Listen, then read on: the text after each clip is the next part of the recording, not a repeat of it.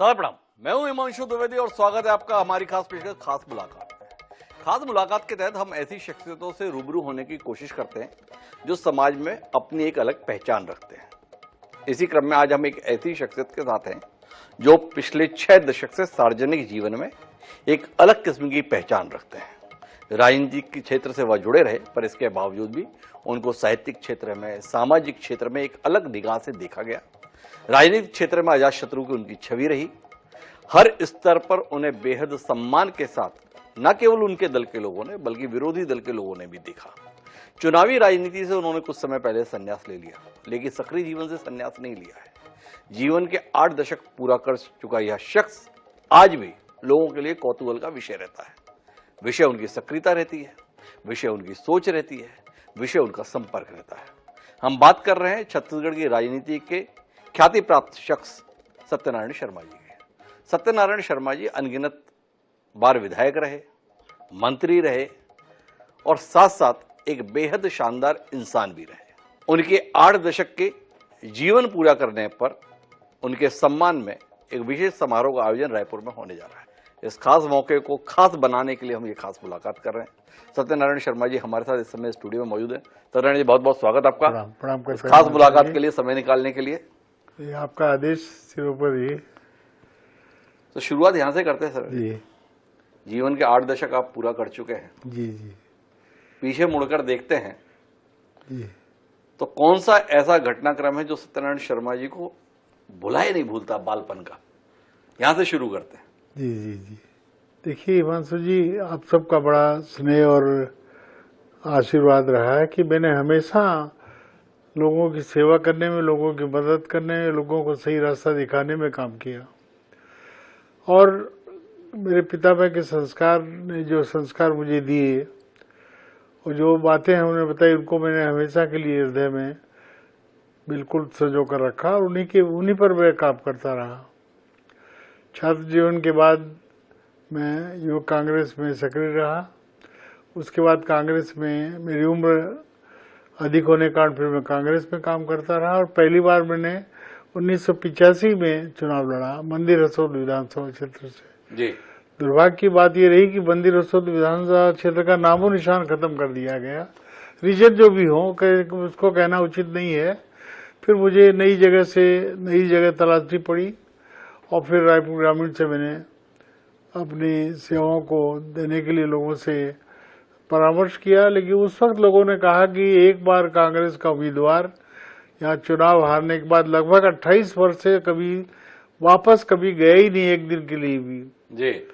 उसका खामियाजा भी मुझे एक बार उठाना पड़ा और उसके बाद फिर 2 बार में लगातार चुनाव वहां से जीता। मेरे लोगों के संबंध ऐसे पारिवारिक संबंध जैसे रहे लोगों से, इसका पूरा भरपूर लाभ मुझे मिला। और उसके बाद अधिक उम्र हो जाने से और उम्र दराज हो जाने से मैंने फैसला किया कि राजनीति में नौजवानों को अब आने का मौका मिलना चाहिए। इसलिए मुझे अब दूसरों को मौका देने की बात सोचनी होगी और तब मैंने इस बात की घोषणा भी कर दी कि मैं अब कोई चुनाव में नहीं लड़ूंगा।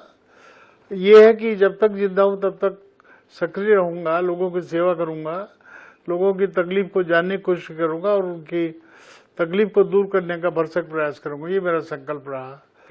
आप बहुत आगे आ गए, मुझे अभी थोड़ा पीछे बात करनी है। जी। आपने अपने पितामह का जिक्र किया। जी। हमारे दर्शकों को शायद जानकारी ना हो, सत्यनारायण शर्मा जी बहुत बड़ी विरासत के उत्तराधिकारी है। जिन पितामह की वो बात कर रहे हैं उनका नाम झब्बरमल शर्मा जी था। झब्बरमल शर्मा जी बहुत ही हिंदी साहित्य का सम्मानित नाम रहा है, प्रख्यात साहित्यकार रहे हैं, पत्रकार रहे हैं। तो अब सवाल यहीं से शुरू होता है। जी जी। कि फिर क्या जरूरत आने पड़ी थी सत्यनारायण जी को राजनीति के क्षेत्र में आने की? सत्यनारायण जी को जब संस्कार मिले थे, परिवेश मिला था, माहौल मिला था, तो आप अच्छे पत्रकार हो सकते थे, अच्छे साहित्यकार हो सकते थे, अच्छे अखबार के संचालक हो सकते थे। ये कहाँ सियासत के चक्कर में पड़ गए थे सत्यनारायण जी? कैसे पड़ गए? भाग्य जिधर ले जाता है उधर इंसान चल देता है। जी। उस वक्त राष्ट्रमाता हमारे शहीद इंदिरा गांधी जी के व्यक्तित्व का पूरा प्रभाव पड़ा। जवाहरलाल नेहरू जी के परिवार का भी मुझ पर पूरा असर रहा, चूंकि मोतीलाल जी नेहरू के बड़े भाई साहब नंदलाल जी नेहरू जी ये हमारे गांव के पास के स्टेट के वो दीवान थे, और इसलिए पूरी तरह से नेहरू परिवार और इंदिरा गांधी जी के परिवार का, उनके आदर्शों का भरपूर असर मुझे मुझ पर रहा, और इस कारण मैं राजनीति में प्रवेश कर गया। और लेकिन उसके साथ साथ मैंने कभी लिखना पढ़ना भी बंद नहीं किया। कुछ हद तक मैं लिखता रहा, पढ़ता रहा, लेकिन अंततः एक राजनीति का जो रहता है चस्का, वो लग जाने के कारण भी ये दिक्कतें हुई। रमेश भाई जी मुझसे पूछा करते थे कि भैया चुनाव तो नहीं लड़ोगे, तो मैं उनसे कहता था भाई मेरी इच्छा नहीं है, लेकिन पार्टी अगर आदेश देगी तो मेरी मजबूरी होगी जी, क्योंकि इंदिरा कांग्रेस के हम संस्थापक सदस्य भी रहे हैं, इसलिए 85 में पहला चुनाव में मुझे लड़ना पड़ा। पर राजनीति में आपको विधिवत लाया कौन? आपके पिताजी ने कहा बेटा चले जा राजनीति में, बढ़िया काम है और किसी के काम के लायक नहीं दिख रहे, या कोई आपने आसपास ऐसा व्यक्ति देखा कि राजनीति में बढ़िया है इसलिए आप राजनीति में आए क्यों राजनीति में? देखिए, राजनीति में अर्जुन सिंह जी से संपर्क रहा मेरा जी, दिग्विजय सिंह जी से संपर्क रहा, बाकी का विद्या भैया श्यामाचरण जी से संपर्क रहा, लेकिन ये दोनों नेता काफी सटीक लगे मुझे, और इसलिए इन्होंने जो रास्ता दिखाया इस पर मैं चल पड़ा। और अर्जुन सिंह जैसे एक कुशल राजनेता थे, जो शिक्षाविद के रूप में भी अर्जुन सिंह जी को देखते थे। अर्जुन सिंह जी यूथ कांग्रेस के अध्यक्ष भी रहे, इसलिए कुल मिलाकर के हम सबको पर पूरा असर पड़ा। धीरे धीरे दिग्विजय सिंह जी यूथ कांग्रेस में दिग्विजय सिंह जी के साथ काम करने का मौका मिला। दिग्विजय सिंह जी हमारे जनरल सेक्रेटरी थे यूथ कांग्रेस में, और उसके बाद उनके साथ भी मैंने राजनीतिक यात्रा की, और उनके कृपा से ही, उनके आशीर्वाद से ही मैं फिर उनके मंत्रिमंडल में शामिल भी हुआ। सुबह अब तो आप चुनावी राजनीति से संन्यास ले लियो। जी जी बिल्कुल। जीवन में जो कुछ भी पाना वाना था वो तो आपने खूब पा ही लिया। जी जी। सम्मान भी पर्याप्त आपको मिल गया, तो अब तो आप सच सच बोल सकते हो। जी जी। आपसे जानने में दिलचस्पी ये है कि आप छत्तीसगढ़ की सियासत का बड़ा नाम रहे, पर छत्तीसगढ़ की सियासत की जब बात आती थी तो शुक्ल बंधुओं की बात आती थी। जी जी। श्यामाचरण शुक्ला और विद्याचरण शुक्ला। जी जी। और आप युवक कांग्रेस की बात करें तो यहाँ तो चिरयुवा थे विद्याचरण शुक्ल जी। जी जी। पर सत्यनारायण शर्मा जी को कभी विद्याचरण जी और श्यामाचरण जी के साथ नहीं देखा गया। आप शुक्ल बंधुओं के विरोधी के तौर पर पहचाने गए। जी। क्या कारण रहा? देखिए, शुक्ल बंधुओं के साथ सत्यनारायण शर्मा वैसे नहीं जुड़े जैसे बाकी जुड़े हुए थे। उसका मुख्य कारण ये था कि इन दोनों नेताओं के आसपास मैंने हैव नॉट लोगों को मैंने नहीं देखा जी, बहुत कम देखा। जिनके पास कुछ भी नहीं है वो लोग इनके इर्द गिर्द बहुत कम दिखाई दिए। हालांकि मैं कोई आलोचना की दृष्टि से नहीं बोल रहा हूँ जी, लेकिन मेरा मानना था कि आज राजनीति में उन लोगों की सहायता करने की जरूरत है जिनके पास कुछ भी नहीं जी। और यहीं पर विद्याचरण जी शुक्ल से मुझसे कुछ बातें हो गई, और मैंने ऐसा सवाल उनसे कर दिया था जिसके कारण मुझे उनके कोप भाजन का शिकार होना पड़ा जी। और ये कोप भाजन कब हुए आप? 1975 के दौर में या 80 के दौर में? 1977 के बाद 80 के दौर में जी। उन्होंने मुझे विद्याचरण जी की कृपा से, मैं कांग्रेस से मुझे 6 साल के निकाल दिया था जी। लेकिन पर वो घटना का थोड़ा तो बताइए, क्या हुआ था ऐसा जिसके कारण आप बाहर निकाल दिए गए थे? देखिए, विद्याचरण जी को मैंने एक ही सवाल पूछ लिया था कि आपके इर्द गिर्द कोई ऐसा व्यक्ति दिखाई देना चाहिए जो जिसके बदन पर एक लंगोटी हो, जो मुश्किल से एक जुन खाने का इंतजाम करता हो। ये मैंने एक सवाल उनसे ऐसे कर दिया था जिससे वो काफी नाराज हुए, क्योंकि मैंने देखा कि सुविधाभोगी लोग, उद्योगपति लोग, काफी बड़े बड़े लोग उनके इर्द गिर्द उनके नजदीक रहा करते थे, और गरीब आदमी को बहुत कम मैंने उनके आसपास देखा। इसलिए हमारे नौजवान थे, थोड़ा जोश था, इसलिए ऐसा सवाल उनसे मैंने कर दिया। और उसका नगर निगम के चुनाव थे, तब विद्याचरण जी ने मुझे कुछ भी कहिए, यानी आदमी, इंसान राजनीति में कोई बढ़ रहा है तो उसको रोकने की कोशिश करता है, बड़ा नेता जी। तो वो उसके पीछे घटनाक्रम था। और मैं नंद कुमार जी पाठक हमारे शहर जिला कांग्रेस कमेटी के अध्यक्ष थे, उनके दस्तखत से वो मेरे निष्कासन का आदेश हुआ, और उसके बाद नंद कुमार जी ने इस्तीफा दिया जी। उनको ये राजनीति पसंद नहीं आई, मेरे पास आए, बोले भैया मुझसे बड़ा अन्याय हुआ है, मेरे दस्तखत से आज आपको निकाला गया है, लेकिन मैं अब राजनीति नहीं करना चाहता। तो कांग्रेस में वापस किसकी बदौलत आए सत्यनारायण जी उस समय? तो उस वक्त अंतुले साहब, जी, अब्दुल रहमान अंतुले साहब ने, और प्रभुनाथ टंडन जी जो जनरल सेक्रेटरी थे हमारे पीसीसी के, जी, जब मैंने पीसीसी के जनरल सेक्रेटरी प्रभुनाथ टंडन जी को बताया तो उन्होंने तत्काल मुझे किसी भी लड़के को आवेदन देके भेजने को कहा।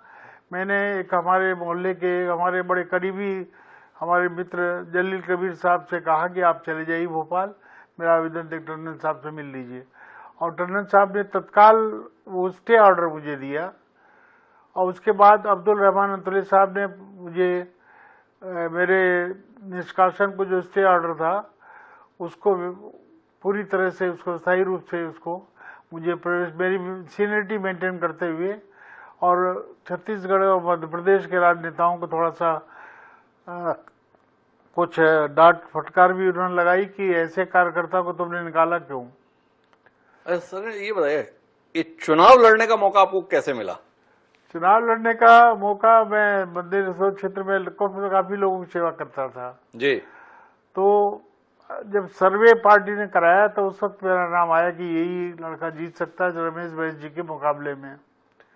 पर ये चुनाव तो आप पहली बार 1985 में लड़े, उस समय कहाँ इस प्रकार से सर्वे वर्वे हुआ करते थे जो आजकल कंपनियां लगाती थी? जानकारी या उस समय पर भी ऐसे सर्वे कंपनियां थी? कंपनियां नहीं थी, लेकिन नेताओं को पूरी जानकारी रहती थी। नेता लोग खूब खोजबीन करते थे, तलाशते थे, पॉपुलरिटी का मापदंड देखते थे कि आदमी लोकप्रिय है कि नहीं, जीत सकता है कि नहीं जीत सकता है, लोगों के बीच में व्यवहार कैसा है, ये सब चीजों का आकलन तो करते थे। तो एक बात बताइए, जनता के स्तर पर आवाज आई इसलिए सत्यनारायण शर्मा 1985 में मंदिर हसौद से प्रत्याशी बने? जी। या कोई आका आपने ठीक ढूंढ लिया था दिल्ली भोपाल में, इसके कारण से टिकट पा गए? ऐसा कुछ नहीं। 77 में मैंने अपने पितामह से उनसे जिक्र किया कि राजनीति में मैं इच्छा रखता हूं, तो उन्होंने कमलापति त्रिपाठी जी को एक चिट्ठी लिखी जी।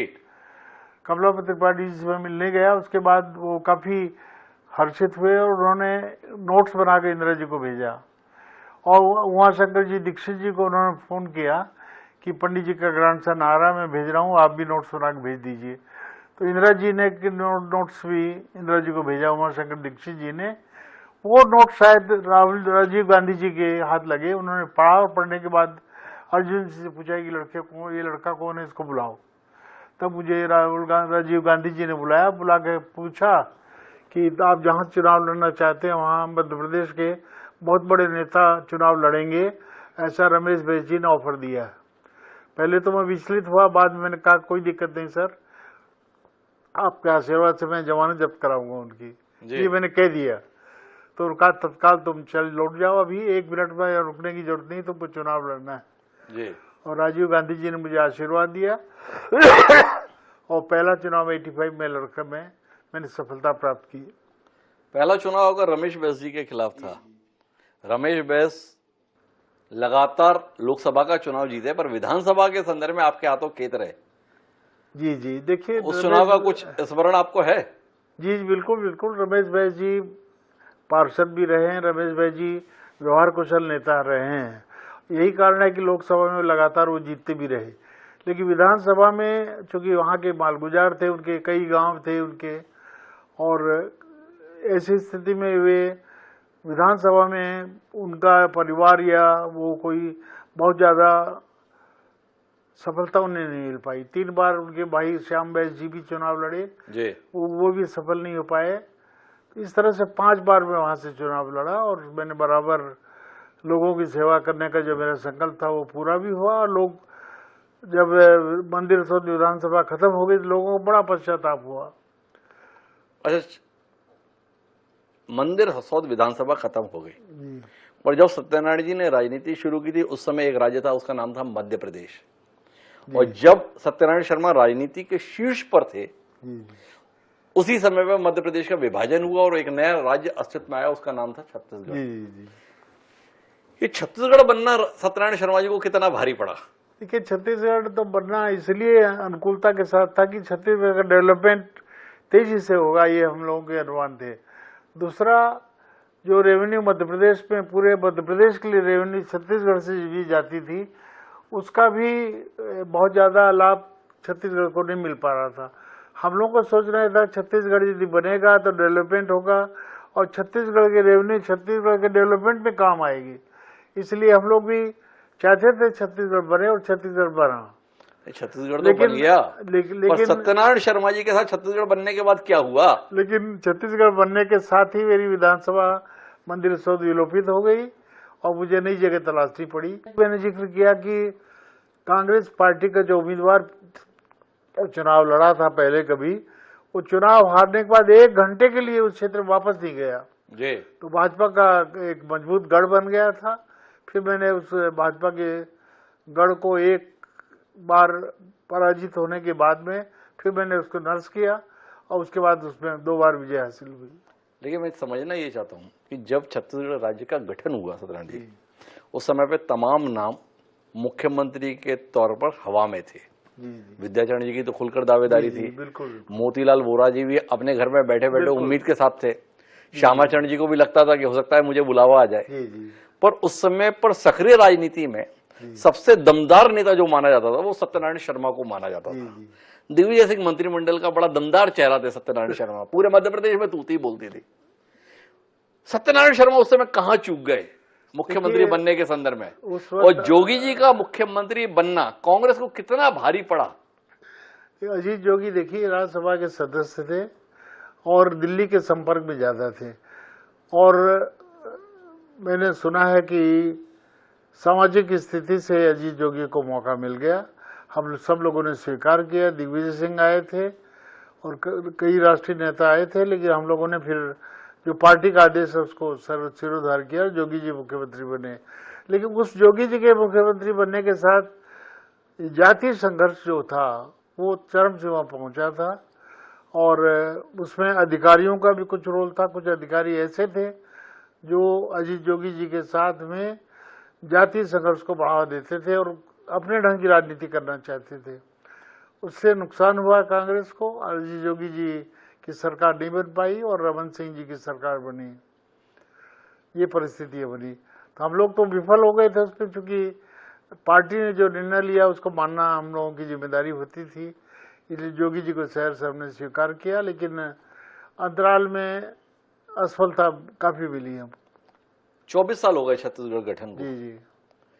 जिस समय पर राज्य का गठन हुआ था और आज जो राज्य की स्थिति है, कितना उम्मीदों के अनुरूप या कितना उम्मीदों के विपरीत देखते हैं सत्यनारायण शर्मा जी छत्तीसगढ़ को?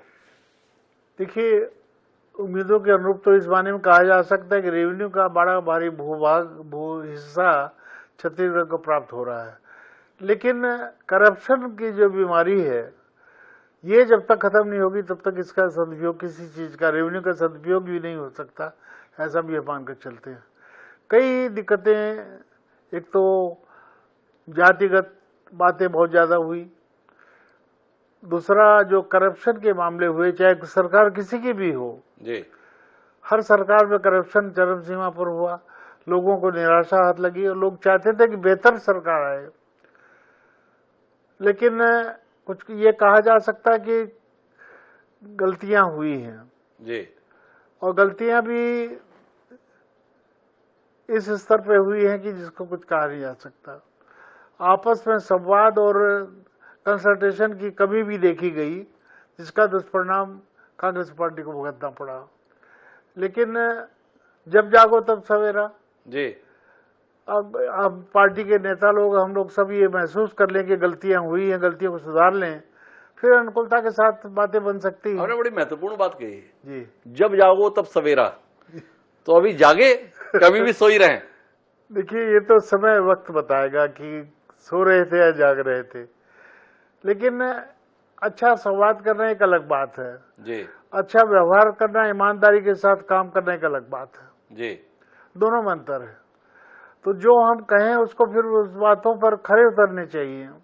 जनता को विश्वास हो कि जो हमारा राजनेता जो कह रहा है वो पूरी तरह से सत्यता की ओर है और जो उस पर अमल करता है, और कोई दोष रहित बातें साफ साफ जनता को दिखाई देनी चाहिए। आजकल काफी जागरूक लोग हैं, हर चीज के गुण दोष के आधार पर असेसमेंट करते हैं, इसलिए हमारा जो चेहरा है साफ सुथरा, और हाथ भी, काम करने वाले हाथ भी साफ सुथरे लोगों को दिखाई देने चाहिए, और होना भी यही चाहिए। राजनीति में इसलिए लोग नहीं आते कि हाथ गंदे करें, चेहरा गंदा करें। इसलिए राजनीति में साफ सुथरा चेहरा व साफ सुथरे हाथ जब रहेंगे तभी राजनीति उत्कृष्टता पर रहेगी, अन्यथा राजनीति बदनाम होकर रह जाएगी। 15 साल के वनवास के बाद 2018 में कांग्रेस एक बार फिर छत्तीसगढ़ में सत्ता में आई थी। पर जब मंत्रिमंडल का गठन हुआ तो उस मंत्रिमंडल में सत्यनारायण शर्मा जैसा अनुभवी राजनीतिज्ञ हिस्सा के रूप में नहीं दिखा। कैसा महसूस किए थे सत्यनारायण शर्मा जी उस समय पर? देखिए, मेरे अलावा धनेन्द्र साहू जी जैसे शख्सियत भी बाहर रही, उस वक्त भी हमने यही कहा था, पार्टी का जो भी आदेश हमें सिरोधार्य है, ये मुख्यमंत्री का प्रिविलेज है कि किसे अपने मंत्रिमंडल में जगह दे या न दे। इस हमने एक जरा सा भी असंतोष या आक्रोश जाहिर नहीं किया। नहीं, असंतोष या आक्रोश की तो बात ही नहीं कर रहा मैं। महसूस क्या किए थे उस समय सत्यनारायण शर्मा जी? बहुत खुश हुए थे, अच्छा हुआ ऐसे मंत्रिमंडल में शामिल नहीं हुआ, या इस बात का आघात लगा सत्यनारायण शर्मा जी को कि किस प्रकार की पार्टी की स्थिति हो गई है? इतने अनुभव, वरिष्ठता, योग्यता सबको दरकिनार करते हुए केवल जाति आधारित लोगों को शामिल किया जा रहा है। शुरू में तो लगता है, लेकिन बाद में हमने महसूस किया कि बहुत अच्छा हुआ हम शामिल नहीं हुए जी। ये अच्छा लगने की वजह जगह तो जैसे मैंने बताया ना कि गंदे चेहरे, साफ सुथरे हाथ और चेहरा, साफ सुथरा चेहरा हर व्यक्ति का दिखना चाहिए जी। और दुर्भाग्य है कि हमारे दोनों मिनिस्टर हारे जी। ये दुर्भाग्य है, ये आपका मानना है कि ऐसा होना ही था और हो गया? दुर्भाग्य इसलिए कि ऐसा हुआ जी, और होने के पीछे कारण, नॉन कारण, सब कारणों को जानते भी हैं लोग, सब कारणों को लोग जानते भी हैं। अच्छा सत्यनारायण जी, थोड़ा अपन दूसरी शैली में बातचीत करते हैं। आपने 6 दशक का सार्वजनिक जीवन जिया। अगर खुदा ना खास्ता ईश्वर आपको मौका दे कि दोबारा से अपने जीवन को शुरू कीजिए, तो सत्यनारायण शर्मा एक बार फिर राजनीतिज्ञ होना चाहेंगे या कुछ और होना चाहेंगे? देखिए, अब दोबारा मौका न तो मैं लेना चाहता हूँ, न मुझे लेने की कोई ख्वाहिश है, क्योंकि एक बार सारे अनुभव मैंने खट्टे और मीठे सब अनुभव मैंने देखे हैं, और अब केवल जनता की तकलीफ दूर करने का ही काम अपने हाथ में रखूंगा। कोई भी मेरे पास दिन दुखियारा कोई, मेरे सवाल को फिर से समझिए जी। मैं ये कहना चाहता हूं कि अगर आपको ये मौका मिले कि आप वापस 20 वर्ष के हैं जी, और आपको तय करना है कि मैं जीवन में क्या बनूं, तो सत्यनारायण शर्मा राजनीतिज्ञ ही बनना चाहेंगे या कुछ और बनना चाहेंगे? राजनीतिज्ञ नहीं बनना चाहता। मैंने बताया, सब तरह के अनुभव मैंने प्राप्त कर लिए हैं। अब तो जनता की सेवा करना ही मेरा ध्येय है, मरते दम तक जनता की सेवा करता रहूं, बस यही ध्येय है। तो राजनीति से इतना मोह भंग क्यों हुआ आपका? अब मैंने जैसा कि बताया, सारे प्रकार के अनुभव मैंने देखे हैं जी, और अब नौजवानों को राजनीति में आने का अब ये सिलसिला होना चाहिए, क्योंकि बहुतायत हमारी नौजवानों की पीढ़ी ही सामने है जी। हम लोग तो उस दरख्त की तरह हैं जो दरख्त सूख जाता है, जिसकी पत्तियां झड़ जाती हैं, नई कोपल आती है, तो नौजवान नई कोपल की तरह होंगे हम लोगों के लिए। इसलिए हम उनको आशीर्वाद देंगे और खूब आगे बढ़े। तो नई कोपल में आपको ज्यादा उम्मीद किस पेड़ पे दिख रही है? कांग्रेस में दिख रही है या भारतीय जनता पार्टी में दिख रही है? देखिए, दोनों पार्टियों से हट करके मैं कहना चाहता हूँ, जो ऊर्जावान हो, ईमानदार हो और अपने भविष्य की चिंता करता हो, लोगों की सुध बुध ले, लोगों की बातों को समझ करके उन्हें उनके आंख के आंसू पहुंचे, ऐसे लोगों को ज्यादा पसंद करूंगा। कौन लोग हैं ऐसे? इतने साल से आप राजनीति में हैं। किसी भी राजनीति में। अरे मेरा आपसे सवाल है सरण जी, जो आप अच्छी अच्छी बातें बता रहे हो, आंसू पहुंचे, दुख दर्द दूर करे, लोगों की मदद करे, थोड़ा नाम गिनाइए ना। 60 साल के सार्वजनिक जीवन में कितने नेता आपको इस स्तर पर दिख गए? जरा पता तो चले सत्यनारायण जी को किनके हाथों से गरीब का आंसू पहुंचता हुआ दिख गया, किसी दूसरों का जीवन बनाने में अपना जीवन लगा दिया, या लोग अपनी कुटिया को कोठी में ही तब्दील करते रह गए, ये बताते हुए कि हम तुम्हारी कुटिया संवारने आए हैं। देखिए, ये कोठी वाले लोग तो बिल्कुल भी लोग पसंद नहीं करेगी जनता जी। अपनी खुद की कोठी भर ले, गरीब की झोपड़ा टूट जाए, ऐसा जनता कभी नहीं चाहेगी। आजकल ईमानदार और निष्ठावान कार्यकर्ता ढूंढना बहुत मुश्किल काम है जी। वो करेंगे कुछ, दिखेंगे कुछ और होंगे कुछ जी। इसलिए इसका अंतर का आकलन करना बहुत ही कठिन काम है और इसलिए जनता ही इसका फैसला करती है कौन नेता ज्यादा लोकप्रिय है, कौन ईमानदारी से जनता की सेवा कर रहा है, कौन लोगों के तकलीफ को आगे बढ़ाता है, कोई सामयिक समस्या के बारे में आवाज उठाता है, वही नेता आजकल आगे चल पाएगा, बाकी कोई नेता का अस्तित्व नहीं रहेगा। आप कई बार के विधायक रहे जी, कई बार के मंत्री रहे जी। कौन सा ऐसा काम आप ऐसे महत्वपूर्ण पदों पर रहते हुए कर पाए जो आपके मन को संतोष देता है कि जनता ने या ईश्वर ने मुझे अवसर दिया और मैं ये काम कर पाया? कोई ऐसा काम है जो सत्यनारायण शर्मा को मन से संतोष देता? देखिए, मैंने जब मेरे पास कॉमर्शियल टैक्स डिपार्टमेंट था तब मैंने एक ही सिद्धांत का प्रतिपादित किया कि कोई भी कानून हम बनाएं उस कानून के बारे में आम जनता से डायलॉग्स होने चाहिए जी। बिना लोगों से पूछे, बिना सोचे समझे, बिना कोई भी अगर कानून हम जनता पर थोपेंगे उसका अच्छा परिणाम नहीं होगा। और मैंने बहुत से ऐसे काम किए, नए नए काम भी किए हैं मैंने। जी। नई राजधानी जब बन रही थी उस वक्त मैंने ये कहा था कि मेरी लाश पर नई राजधानी बनेगी अगर एक भी गरीब आदमी का मकान टूटेगा, एक भी गरीब आदमी की जमीन या घर इसको एक्वायर किया जाएगा। तो मैंने उस वक्त कहा था, उस वक्त ये तय हो गया था केवल सरकारी जमीन पर राजधानी बनेगी। लेकिन धीरे धीरे परिवर्तन हुआ और हम कुछ नहीं कर पाए। बीच में मंदिर शोध की विधानसभा भी खत्म हो गई, मेरा जहाँ पूरी रुचि थी जी। और मैंने अपने क्षेत्र में जो काम किए वो मुझे याद है, मैं उन्हीं को कह सकता हूँ। राजनांदगांव जिले का मैं इंचार्ज मिनिस्टर था, उस वक्त भी मैंने जनता से जीवित संपर्क रखा और जनता की तकलीफ को समझता रहा, दूर करने की कोशिश करता रहा। हाँ, एक काम मैंने राजनांदगांव में किया था कि जो टीचर्स हैं जी, जो शिक्षक हैं, वो स्कूल जाने में कोताही बरतते थे, कम समय के लिए जाते थे, जल्दी देर से जाते थे, जल्दी लौट आते थे।